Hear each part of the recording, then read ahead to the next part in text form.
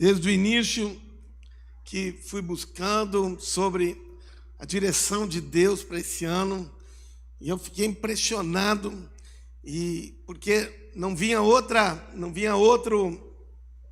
coisa senão isso, sobre esse tempo tão precioso, tão oportuno, esse momento Kairos de Deus, esse momento tão especial.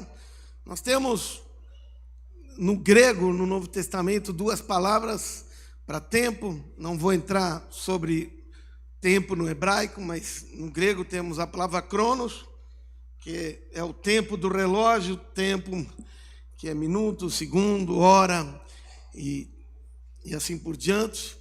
E esse é o tempo cronológico. Nós temos em português só um tempo, mas em grego tem dois tipos de tempo, que é o tempo cronológico e o tempo kairos. O tempo kairos é um tempo, assim como que um tempo oportuno, um tempo estratégico, um tempo especial. Alguns dizem que é um tempo programado para algumas coisas especiais acontecerem. Existem várias traduções e vários conceitos sobre esse tempo, mas é um tempo específico para coisas acontecerem. Alguns estudiosos dizem que é um tempo em que Deus escolheu para que a bondade dele se manifeste. E esse tempo Kairos que estamos vivendo de 2025 é um tempo muito especial. Depois, quando eu fui pesquisar outros profetas no mundo inteiro, e todos eles estão quase que na mesma vibe, falando, e agora mais recentemente escutei, depois de liberar essa palavra, fui escutar outros, agora mais recentemente, essa semana, e por incrível que pareça, parece que todo mundo está falando quase que a mesma coisa. E talvez vocês fizeram a célula falando sobre esse assunto já e comentaram sobre um tempo espaçoso, um momento de espaço, um tempo em que Deus está dando, ou seja, uma espécie de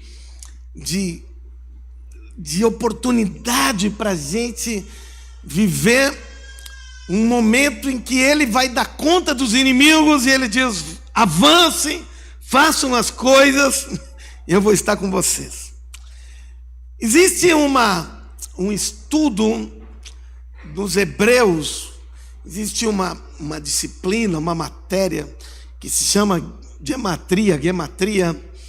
Alguns traduzem isso como que numerologia, mas de fato não é numerologia, porque numerologia é um pouco diferente, é mais uma espécie de adivinhação, mas para os hebreus não, porque o conceito de gematria para eles é um conceito diferente, porque dentro do alfabeto hebraico, o alfabeto deles é diferente do nosso, e um conceito muito diferente. Quando Deus deu o alfabeto para os hebreus, Deus deu uma riqueza junto para o alfabeto, e aí a gente pode aprender muitas coisas, e Deus une as letras com os números. Eles não têm números, os números para os hebreus são letras. Então, por exemplo, a letra A é o número 1, a letra B é o número 2, a letra C seria o número 3, a letra D o número 4, estão me entendendo? Então eles não têm números, os números, as 10 primeiras letras do alfabeto são os 10 primeiros números do alfabeto. Amém? Entenderam isso? Então, não é A, B, C, D. Na verdade, as 10 primeiras letras do alfabeto hebraico chama assim: Aleph, Bet, Gimel, Dalet, Rei, Vaf, Zain, Chet, Tet, Yot, Kaf. Essas são as 10 primeiras letras. E originalmente cada letra era um símbolo de alguma coisa. Então a junção dos símbolos trazia um conceito muito importante. Esse ano de 25 termina com 5, E 25 se alcança como 5 vezes 5. 25 é 5 vezes 5. E 5 significa, o número 5 significa, biblicamente, significa graça, significa como que algo que Deus deu como graça de Deus para o homem, ou seja, é uma graça de Deus. Os números para Deus têm significado. Por exemplo, o número 1 significa força, significa poder, tanto que a simbologia do número 1 é uma cabeça de boi, que significa força. O número 3 significa Deus, e tanto que é Deus triuno, a trindade de Deus. O número 6 significa o homem foi criado ao 6º dia, foi salvo no 6º dia. O número 12 significa governo. Vocês estão entendendo? Cada número da Bíblia tem um significado. E o número 5 tem um significado de graça. E tem outros significados também. Originalmente, o número 5 tinha um desenho de uma janela. E por isso, se vocês veem, não sei se vocês conseguem projetar a nossa plano original que nós temos, quando nós lançamos o tempo da oportunidade 2025, é uma janela com uma projeção de um tempo muito bom. Por quê? Porque o 25, o número 5 é uma janela, e 5 vezes 5, 25, eles dizem que é duplamente oportuno, ou seja, é uma graça dupla, ou seja, é duplamente graça. Vocês estão me entendendo? Porque é 5 vezes 5. Vocês dizem isso é muito relativo? É um pouco.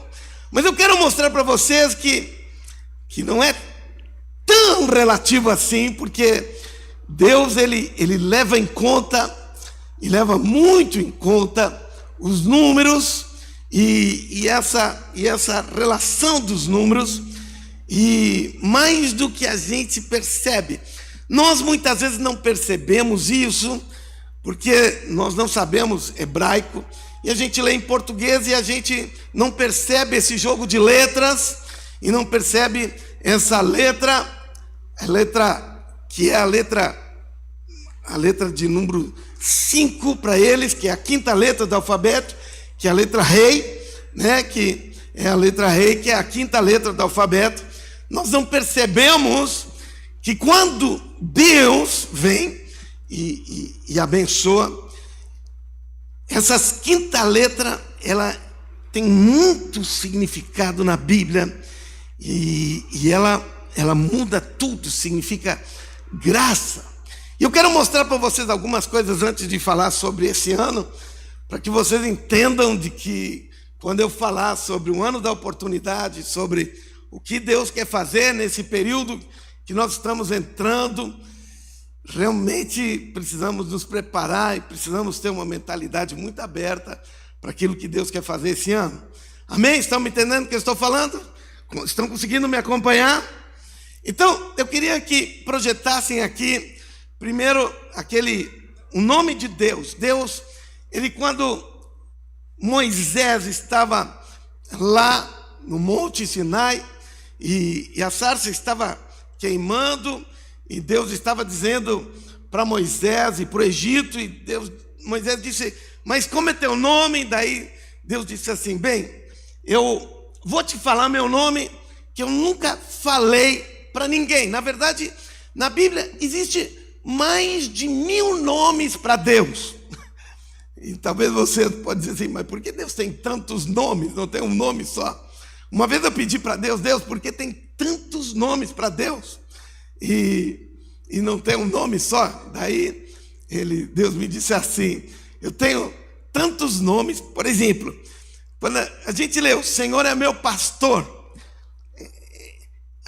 isso não parece um nome, Senhor é meu pastor, mas na verdade é um nome. Senhor pastor, esse é Deus pastor, é um nome para Deus.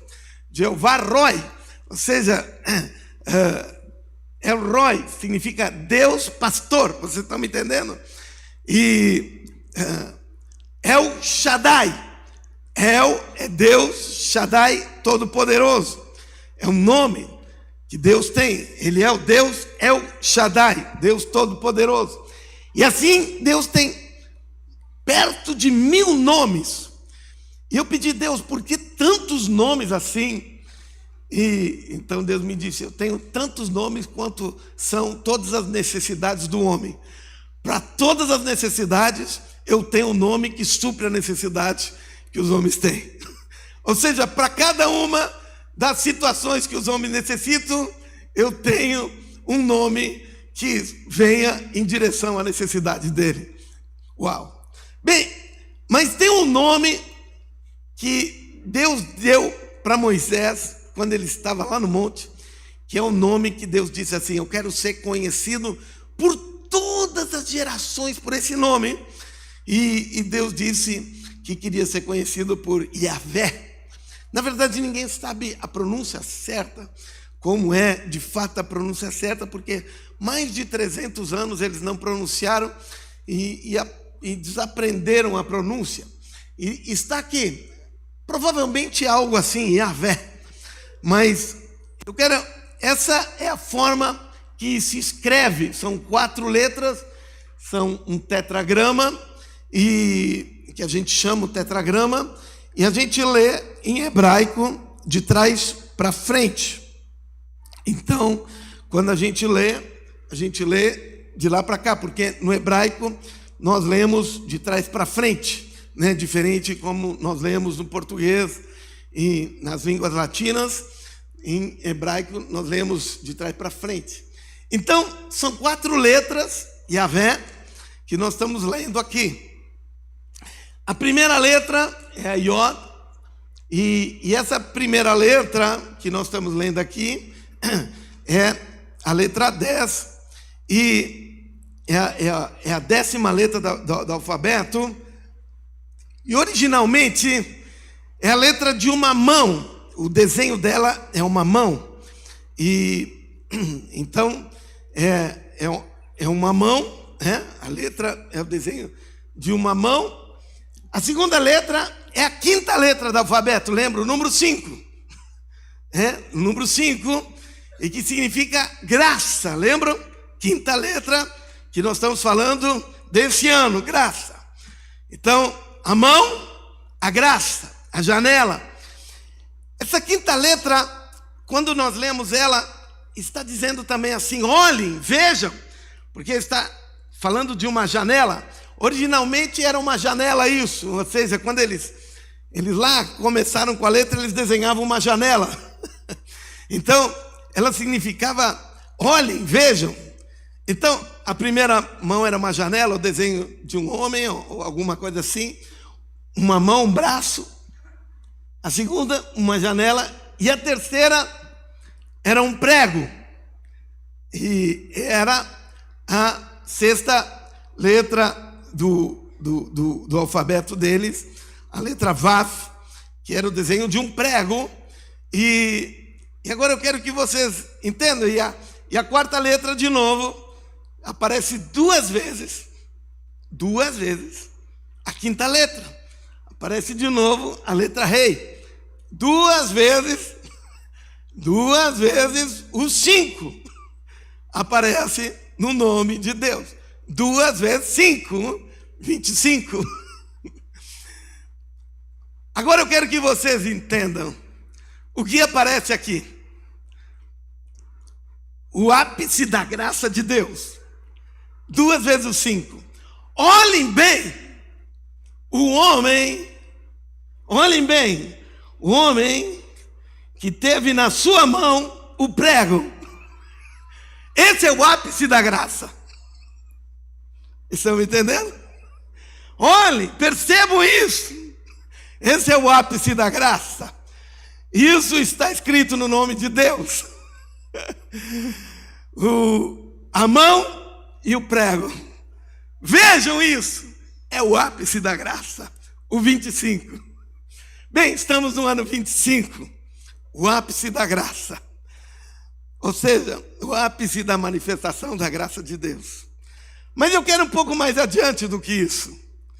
Eu estou fazendo ponderações aqui, só estou divagando um pouco.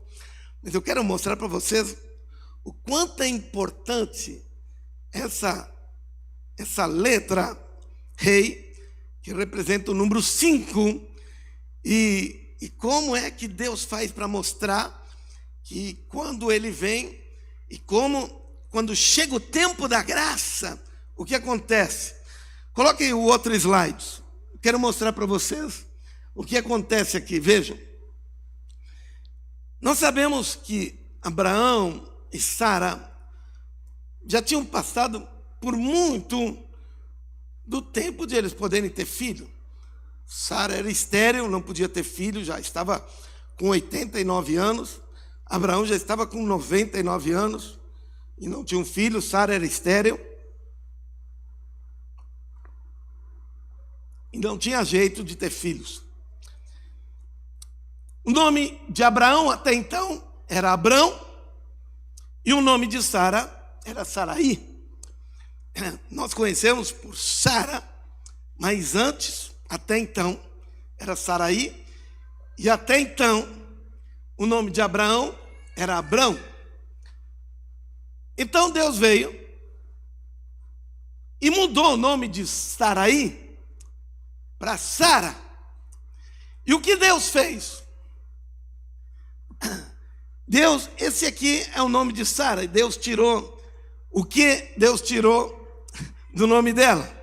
Deus tirou essa letra, que é a letra Vav, essa que está em vermelho ali em cima, e simplesmente acrescentou a letra Rei. E a letra Rei é a letra número 5. É a letra da graça. E a letra que Deus tirou é a letra número 6. É a 6ª letra. É a letra que fala do homem. Ou seja, Deus tirou a letra que diz da capacidade do esforço do homem. E Deus disse, eu estou dizendo assim mais ou menos, interpretando o que Deus fez. Diz, Sara, deixa eu dizer uma coisa. Eu quero que todo mundo saiba que não é pela capacidade do homem, mas é pela minha graça. Então Deus tirou aquilo que representava a força do homem, a letra Vav, que é a 6ª letra, e colocou a 5ª letra no nome dela, que significa a graça de Deus, a letra 5, que significa a graça de Deus. Então, para nós, em português, nós não entendemos isso, porque simplesmente tirou o nome, mudou o nome de Saraí para Sara. Mas no hebraico, quando nós olhamos, uau, faz muito sentido, estão me entendendo? Para Abrão, que o nome era Abrão, Deus mudou para Abraão. E o que Deus fez? Acrescentou a 5ª letra, a letra da graça. Ou seja, acrescentou e diz assim, Abraão, não é pelo teu esforço, é pela minha graça. E depois que Deus fez isso, 1 ano depois, ele teve o filho nos braços dele. Ou seja, quando Deus colocou a graça dele, a marca da graça dele, no nome de Saraí, e no nome de Abraão, então o filho da promessa estava aí. Quando a graça chegou, quando a marca da graça chegou, quando o tempo da graça chegou, chegou a bênção sobre eles. Amém? Estão me entendendo? Uau, essa eu queria usar como introdução, porque nós estamos nesse tempo, o tempo da marca do 5 vezes 5, do 25, ou seja, o tempo da graça de Deus, de uma forma muito especial. E se nós não entendermos isso, vamos perder o trem e não vamos aproveitar o tempo que nos está disponível. Amém? Estão entendendo? Muito bem. O que eu quero mostrar para vocês esse ano é de que talvez alguns de vocês tiveram um tempo passado, anos que passaram, ano que passou, talvez não tiveram um tempo assim tão produtivo. Talvez não tiveram um tempo assim que tiveram tanta colheita, não foi aquele tempo tão bom como queriam. Talvez foi um tempo difícil. Entenda alguma coisa que eu quero te falar. Talvez tu olhe para ti mesmo e veja algumas limitações. Entenda que nós estamos entrando num ano de oportunidade, num ano da graça multiplicada. Isso significa que é um ano que nós vamos colher não por causa das nossas capacidades, lembram de Abraão e Sara? Mas por causa da marca da graça de Deus. Amém? Entendam, normalmente Deus, ele vem, e aonde é que nós colhemos, é onde justamente nós somos fracos. Na Bíblia está repleto de exemplos que Deus exatamente usa os pontos onde nós somos fracos e onde nós olhamos para nós e vemos tremendas limitações e nós, inclusive, nos envergonhamos das nossas limitações. E Deus pega esses pontos em que nós somos fracos e esses pontos, pela graça dele, ele pega e bota a graça dele, como nós vimos no caso de Abraão. E Abraão e Sara eram estéril, era o ponto fraco deles, e faz do ponto fraco deles grandes nações. Uau! Vou falar de novo. Não sei se caiu a ficha. Muitos ao redor deles tinham muitos filhos, muitas famílias tinham muitos filhos, mas foi de Abraão que Deus fez muitas nações, e ele não tinha filhos, a esposa dele era estéril, e foi dele que ele fez muitas nações, muitos reinos, até hoje. Moisés não sabia falar, era gago, ele não sabia se expressar, não tinha como falar, não sei, ninguém sabe certo o problema dele. E Deus usou um homem gago, um homem que não tinha como se expressar, e desse homem fez o maior profeta que a história já conheceu até hoje. Vou falar de novo. Talvez tu olha para ti e diz, eu não consigo falar direito, sou gago. E Deus pegou o homem que não sabia falar e não fez dele um profeta, fez o maior profeta que a história já conheceu. Não houve maior profeta que ele, antes nem depois dele haverá maior profeta senão somente Jesus. Uau! O rapaz que foi esquecido pelo pai, pelos seus irmãos, ninguém lembrou dele, se torna o homem mais importante de Israel, lembrado até hoje como o maior rei de Israel. Ou seja, aquele que foi esquecido por toda a sua família, não foi lembrado por ninguém da sua família, é lembrado até hoje como o maior rei de Israel.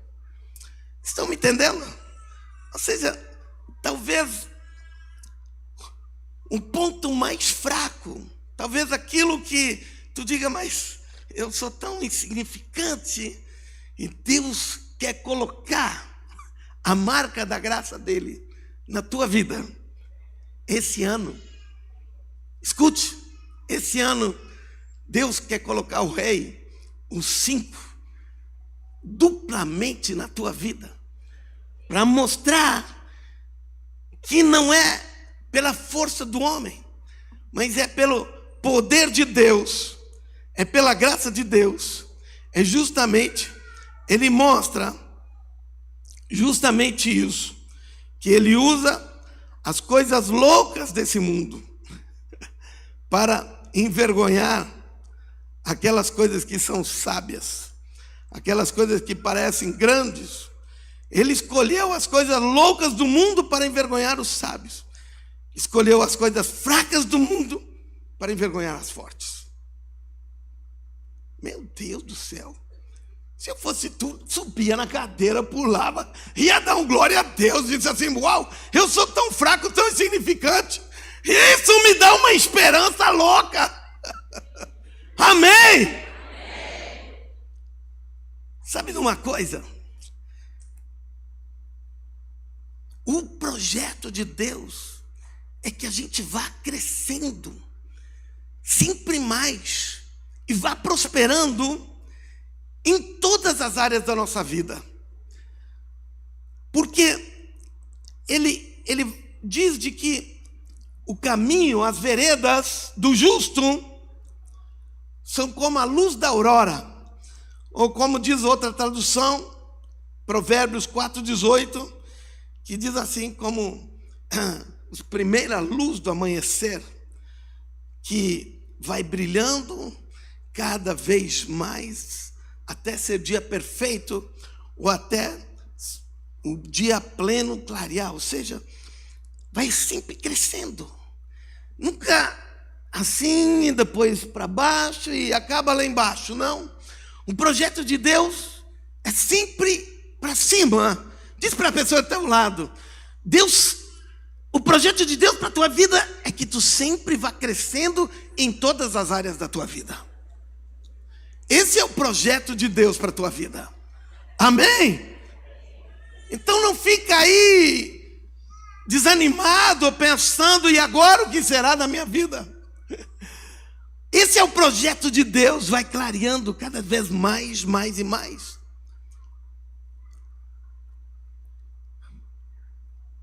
Quando nós olhamos para aquele versículo que fala do tempo da oportunidade, eu gostaria que projetasse 2 Coríntios 6, versículo 1 e depois versículo 2, mas começando pelo versículo 1.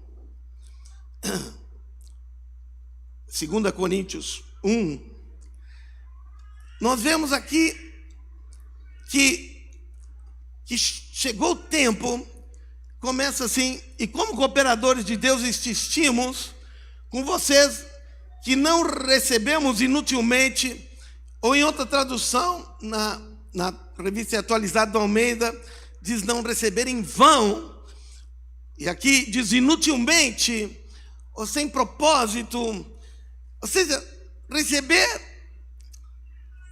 como que se não valesse nada a graça de Deus. Ou seja, é possível que a gente receba em vão a graça de Deus. Ela está aí. E que a graça de Deus é todos presente, tudo aquilo que Deus quer nos dar, mas tudo isso pode ser em vão, inutilmente, sem propósito, como se não existisse. Paulo está dizendo que é possível que a gente receba e não faça efeito nenhum na nossa vida. Estão me entendendo o que eu estou falando? Existe a graça, está tudo aí, mas é possível que isso seja e esteja aí, mas não faça efeito nenhum na nossa vida. Não aconteça nada na nossa vida. E por que é que não acontece nada? Como se recebe a graça de Deus inutilmente, em vão? Como é que isso pode acontecer? Quando acontece isso, que a graça de Deus está aí e não acontece nada na vida da gente. Para a gente entender isso, a gente tem que ir no versículo anterior, no capítulo 5, por favor, vá no versículo anterior aí e abre para nós, para a gente entender. Capítulo 5, versículo 21, E diz assim: pois foi por nossa causa que Deus tratou como pecador aquele que não tinha pecado, para que nele nos tornássemos justiça de Deus. Ou seja, quando nós não entendemos isso, que Jesus levou tudo lá na cruz, levou todo o nosso pecado, mesmo que nós não temos e não somos dignos disso, mas isso Ele fez por amor e por graça. Eu não sou digno do que Jesus fez por mim, mas Ele decidiu fazer isso. Mas quando eu não entendo isso, quando eu não compreendo que Jesus fez uma troca, Ele trocou o justo pelo injusto, Ele fez uma troca, e eu não entendo que Ele fez essa troca, e eu ainda me percebo e me sinto culpado dos meus pecados. Então, eu não percebo que eu tenho direito de receber a graça de Deus. Estão me entendendo o que eu estou falando? Ou seja, eu me sinto e eu percebo que eu não tenho direito de receber a graça de Deus. Por quê? Porque eu ainda sou culpado dos meus pecados. Não entendo aquilo que Jesus fez na cruz. Porque a graça é o presente que eu não mereço, mas eu entendo que Jesus me deu, e Deus quer me dar, porque Jesus pagou o preço no meu lugar. E por isso eu posso receber. Amém? Entenderam isso? Agora entenda uma coisa. Muitas vezes pessoas, quando entendem isso, elas vêm para a igreja e elas dizem: então eu posso viver a vida como eu quero, do jeito que eu quero. E as pessoas vêm para a igreja. Hoje está muito na moda essa ideia. Olha, é o seguinte: eu vou para a igreja e ninguém tem a ver com a minha vida. Eu quero viver do jeito que eu vou viver. Eu venho aqui, gosto da igreja, gosto de cantar, gosto dos louvores, gosto da pregação, quero que ore por mim, quero que Deus me abençoe, mas ninguém tem a ver com a minha vida. Eu quero dizer uma coisa para ti. Se tu vem para a igreja, é impossível que tu não esteja sob pressão. Porque quando tu vem aqui, inevitavelmente tu vai estar sob pressão. Mas como assim? Porque quando tu te expõe diante de Deus, Deus vai te levar a uma pressão. Que pressão é essa? Para que tu seja cada dia melhor. Está entendendo? Porque a palavra de Deus diz que a palavra de Deus foi escrita para que levar o homem para que ele seja perfeito. Então, quando tu lê a Bíblia, quando nós pregamos aqui a palavra de Deus, ou quando tu lê a palavra de Deus, o que ela tem como objetivo? Te pressionar cada dia mais, para que tu seja o quê?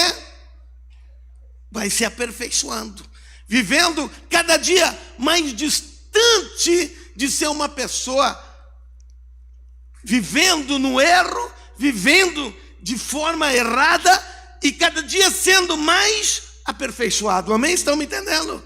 Ou seja, cada dia que tu lê a Bíblia foi escrita para isso. É um dos motivos, porque a Bíblia diz que o objetivo dela é para tornar o homem perfeito e perfeitamente habilitado para toda boa obra. Ou seja, quando tu lê a palavra de Deus vai te botar num brete. Não tem jeito. Ou seja, tu te aproxima de Deus, Deus diz: eu quero que tu seja melhor.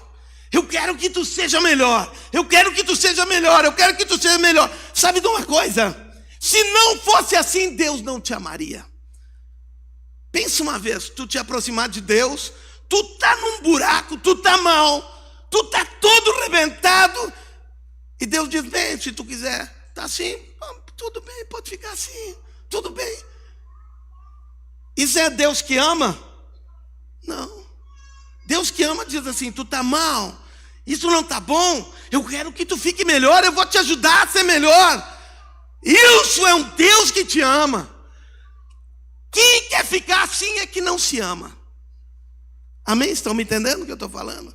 Quando alguém vem e diz assim, não, deixa assim, por favor, não faça pressão em cima de mim, essa pessoa está dizendo, eu não me amo, eu quero viver na desgraça, eu quero viver no erro, eu quero viver mal. Mas o Deus que ama, o líder que ama, o pastor que ama, ele vai fazer pressão para quê?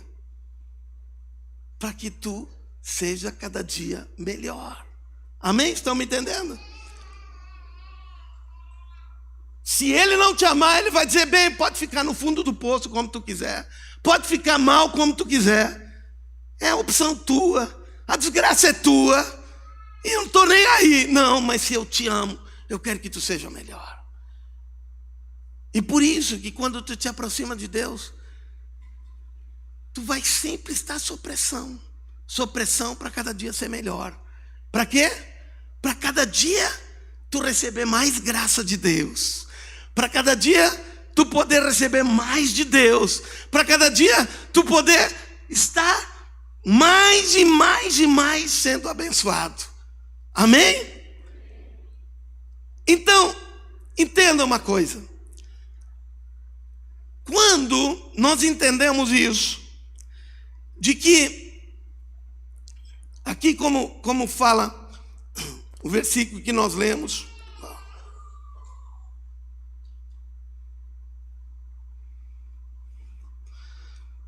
então, que nós não devemos receber a graça de Deus em vão.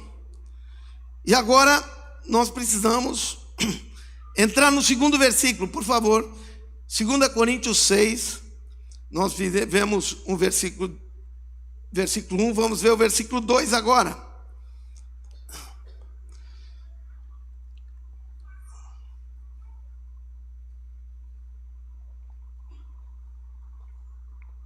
Agora o apóstolo Paulo, ele diz, não recebam a graça de Deus em vão.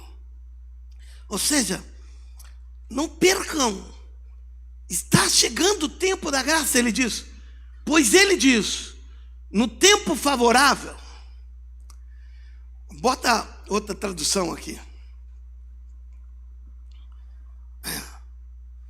Bota a revista atualizada aí.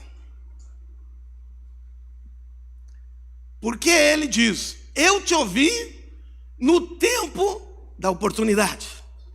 Diga assim, o tempo da oportunidade. E te socorri no dia da salvação. Então ele está dizendo que chegou o tempo da graça. E agora o apóstolo Paulo, ele pega e ele vai lá para o Antigo Testamento, lá para o livro de Isaías, e ele faz ele pega lá do livro de Isaías, e ele pega Isaías 49:8, agora pode botar da NVI, Isaías 49:8, ele pega o texto de Isaías 49:8, e ele pega esse texto de Isaías 49:8, ele diz assim, agora está chegando esse tempo, porque quando Isaías escreveu isso, ele diz assim diz o Senhor, no tempo favorável, eu responderei, ou seja, no tempo da oportunidade favorável, eu responderei a você, e no dia da salvação, eu te ajudarei. O profeta Isaías diz assim, quando chegar o tempo, eu vou te ajudar. E daí Paulo diz assim, chegou o tempo. Estão me entendendo? Isaías falou 600 anos antes. E agora Paulo pega esse texto, escreve esse texto, diz assim, aqui Isaías está dizendo, vai chegar um tempo em que Deus diz: quando chegar o tempo favorável, o tempo da oportunidade, eu vou te ajudar. O que eu quero te dizer é que agora ele pega esse texto e ele diz assim: mas chegou esse tempo agora. E ele não diz mais, agora ele não coloca no futuro isso. Volta agora ao texto. Pode voltar ao texto que nós estávamos lá em 2 Coríntios. Ele diz aqui: no tempo favorável, eu ouvi você. E no dia da salvação, eu te ajudei. Ele está dizendo: é agora, eu te ajudei. Mas preste atenção. Olhem para mim aqui. O que é esse tempo da oportunidade? O que é esse tempo favorável? Quando nós olhamos essa palavra, esse tempo favorável, esse tempo da oportunidade, quando nós vamos olhar a palavra que está aí, a palavra que fala sobre isso, tempo da oportunidade, está falando de uma expressão dektos kairos. E o que é isso? O que é essa palavra grega que está aí? Quando nós vamos procurar essa palavra em outros textos na Bíblia, nós descobrimos que essa palavra, ela aparece outras vezes, mas é traduzida de forma diferente outras vezes na Bíblia. E não fala de tempo da oportunidade. Fala no tempo aceitável. Lembram na Bíblia quando fala no dia ou no tempo aceitável ao Senhor? Em Lucas, no capítulo 4, quando Jesus abre os rolos de Isaías e ele lê e diz assim: o Espírito do Senhor está sobre mim, pelo que me ungiu para evangelizar aos pobres, enviou-me para proclamar libertação aos cativos, restauração de vista aos cegos e pôr em liberdade os oprimidos, e apregoar o ano aceitável do Senhor. Essa palavra, ano aceitável do Senhor, é a mesma expressão de tempo da oportunidade, só que foi traduzido diferente. E o que é o ano aceitável do Senhor? Era o ano do jubileu. E agora eu vou explicar para vocês o que é o ano do jubileu. E daí vocês vão entender do que eu estou falando.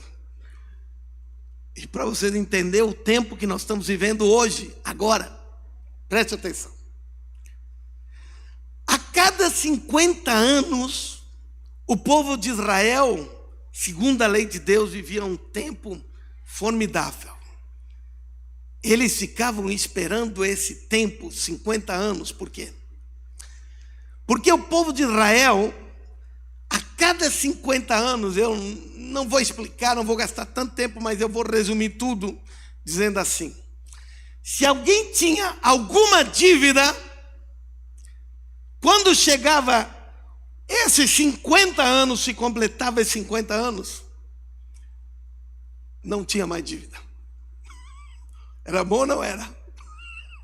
Acabava a dívida, não tinha mais dívida, zerava a dívida de todo mundo, parava a dívida, terminou a dívida. Uau!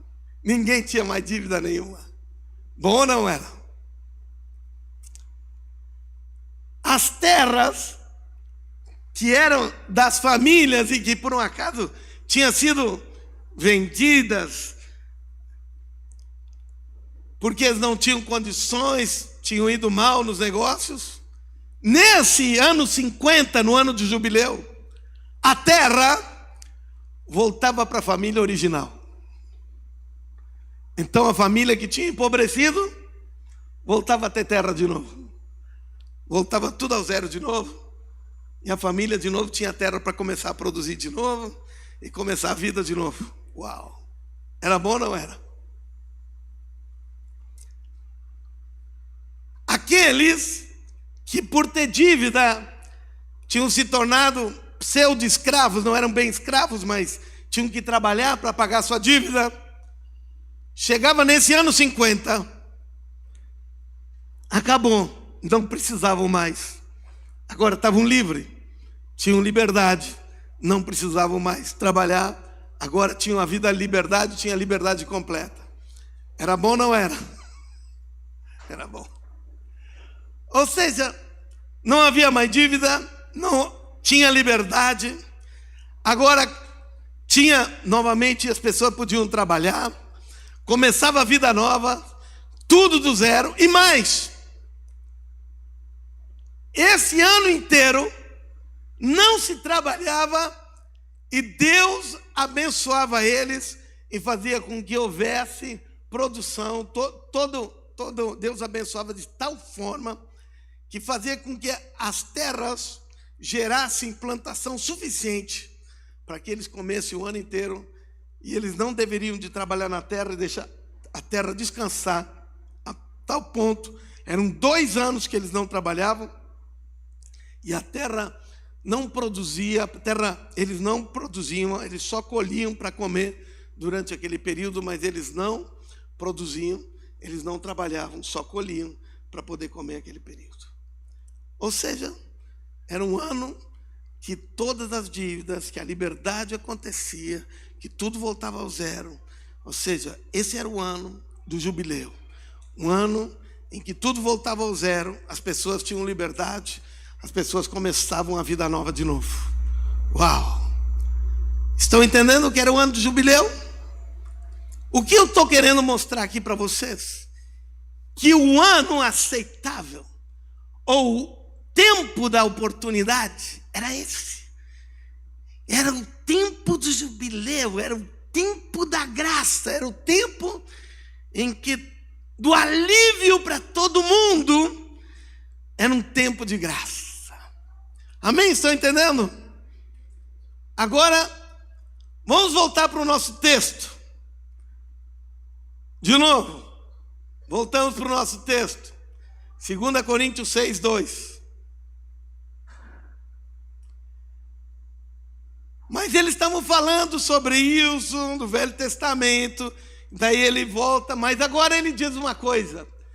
E ele diz, bem, isso tudo é muito bonito, cada 50 anos, tudo, mas agora ele diz, digo-lhes que agora é esse tempo. Meu Deus do céu. Digo-lhes que agora é o tempo favorável. Digo-lhes que agora é esse tempo. Bota outra tradução aí, bota outra tradução da. Eis agora o tempo sobremodo oportuno. Eis agora o dia da salvação. Ele usa essa palavra sobremodo porque o tradutor, ele não sabia explicar. Então ele usa sobremodo porque ele diz assim, é tão grande essa oportunidade.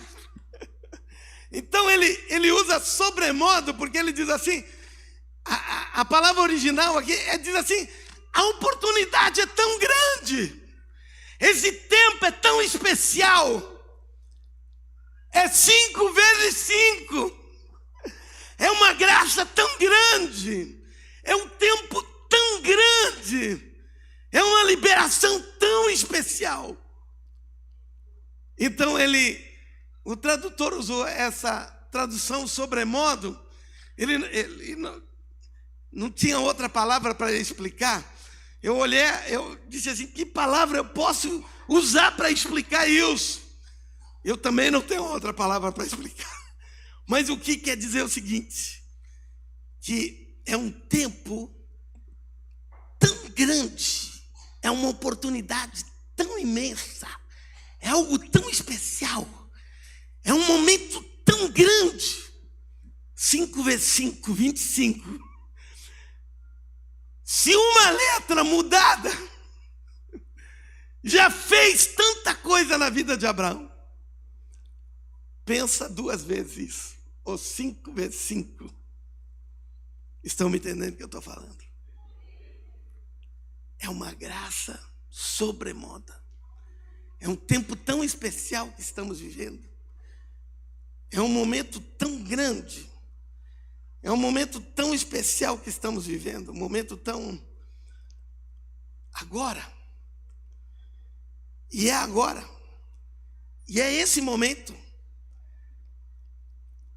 Nós não podemos pensar, bem, vamos ver. Muitas vezes nós ficamos presos no passado, com coisas que aconteceram no passado, e a gente pensa assim, se eu tivesse tomado aquela decisão, se eu tivesse feito aquilo, ou se eu não tivesse feito aquilo, se tivesse feito alguma coisa diferente lá no passado, se não tivesse acontecido aquilo, se eu tivesse me antecipado, se eu tivesse... Mas agora já é muito tarde e fica preso no passado.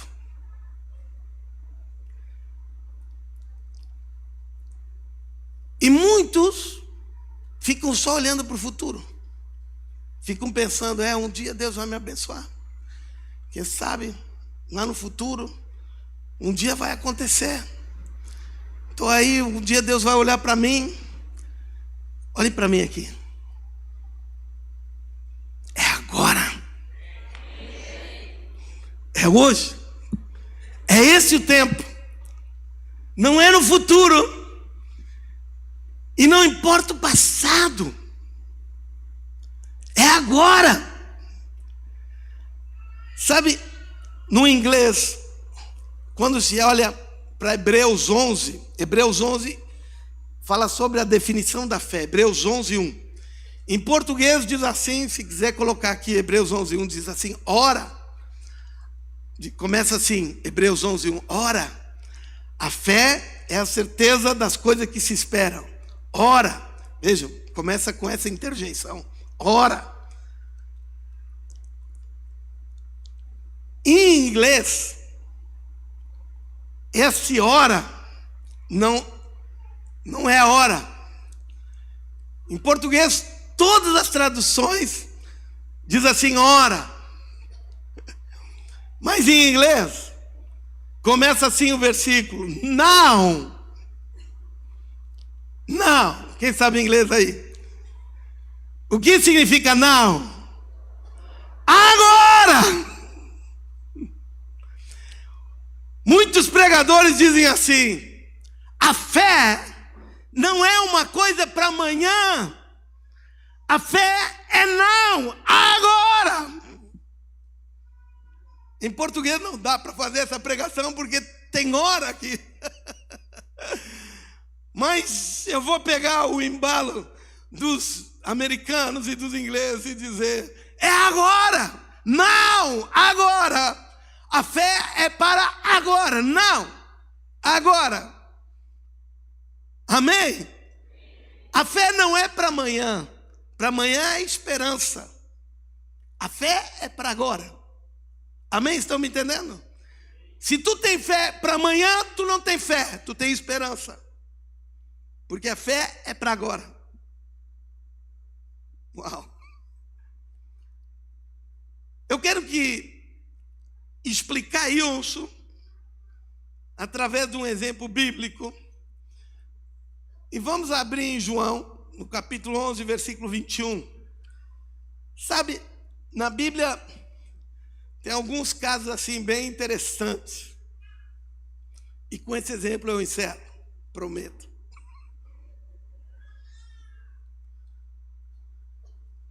Tem alguns exemplos interessantes. Por exemplo, Eliseu e a mulher lá a sunamita. Eliseu precisava sair daqui e ir para cá, e a sunamita morava aqui. Ele saía daqui, vinha para cá e depois vinha para cá. Porque ela tinha construído um lugar bom, fazia uma comida boa.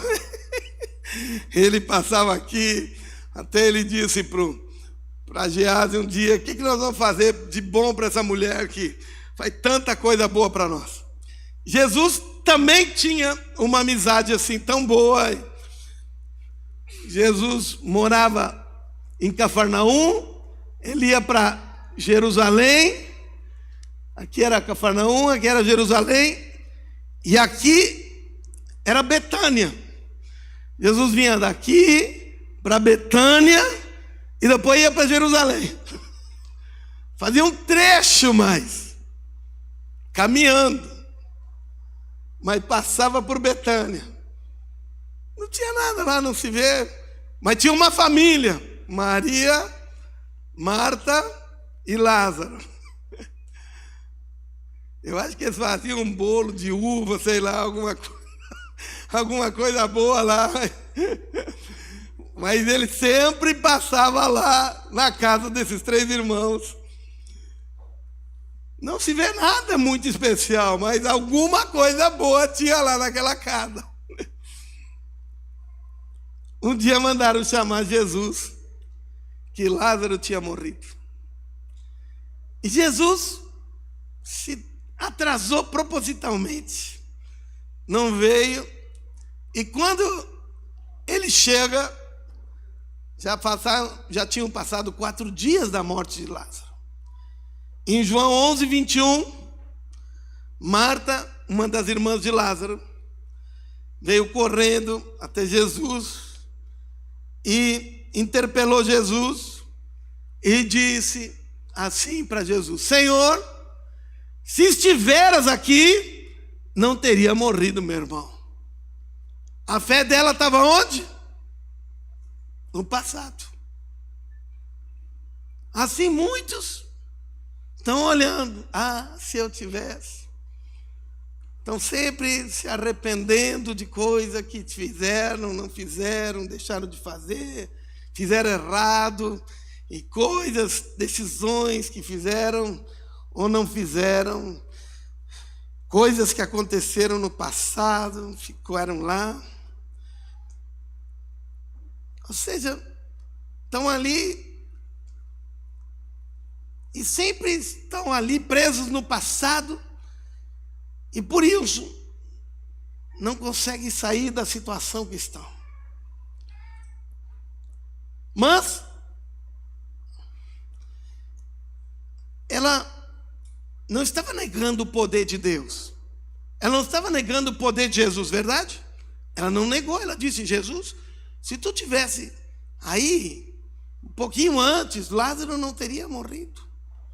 Mas agora chegou atrasado, agora já é tarde. Então, ela não estava negando, mas ela estava preso no que poderia ter sido feito no passado. Então, Jesus falou para ela, no versículo 23, vamos versículo 23, agora, Jesus disse: Marta, teu irmão vai ressuscitar, há de ressurgir. Em outra tradução, teu irmão vai ressuscitar. Uau! E no versículo 24, vamos ver o que Marta falou.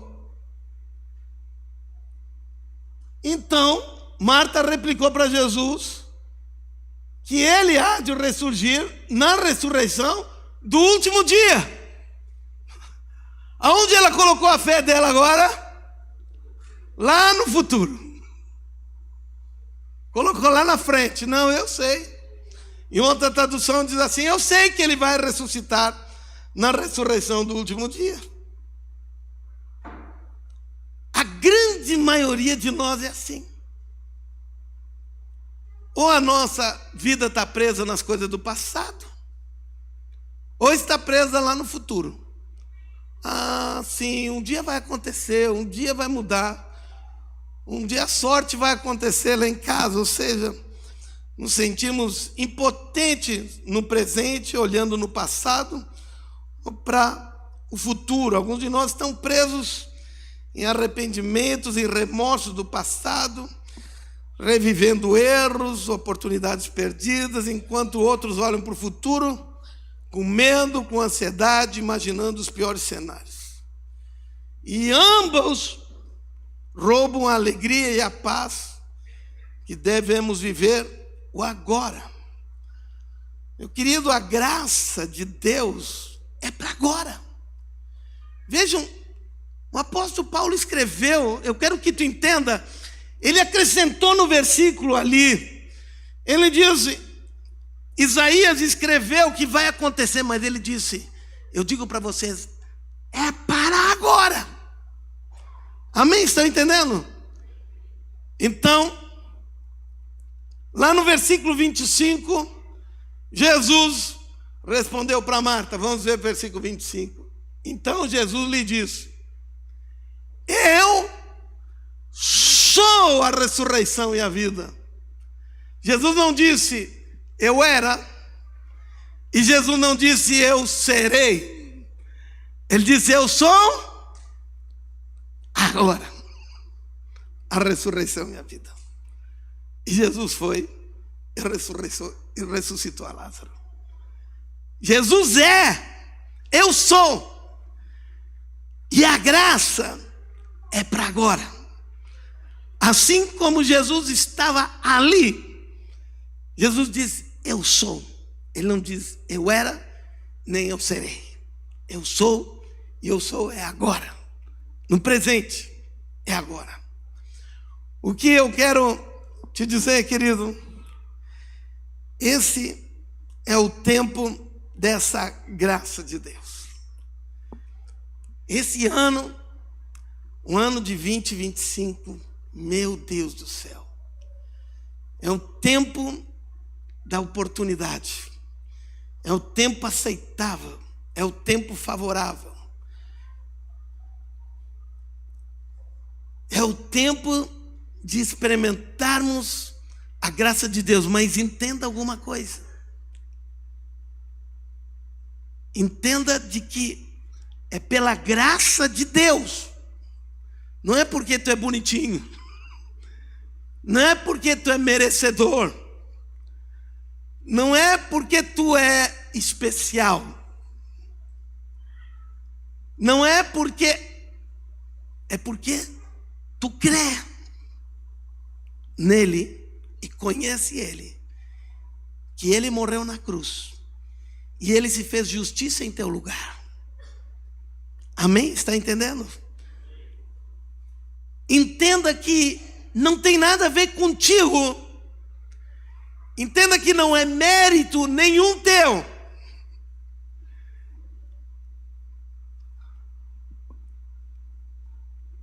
Entenda que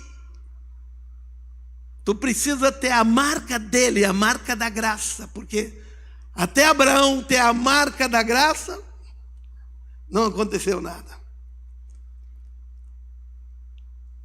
Tu precisa esse ano entender e deixar que a marca da graça de Deus, que esse ano é o ano da graça, e que essa marca da graça de Deus esteja na tua vida. E que tu entenda que não tem nada a ver comigo, é tudo com ele. E se tu compreender isso, e entender de que quando tudo que pedir em oração, creia, quando tu está orando, não no futuro nem no passado, creia que tu já recebeu, assim vai suceder. Ou seja, quando tu está orando, é naquele momento.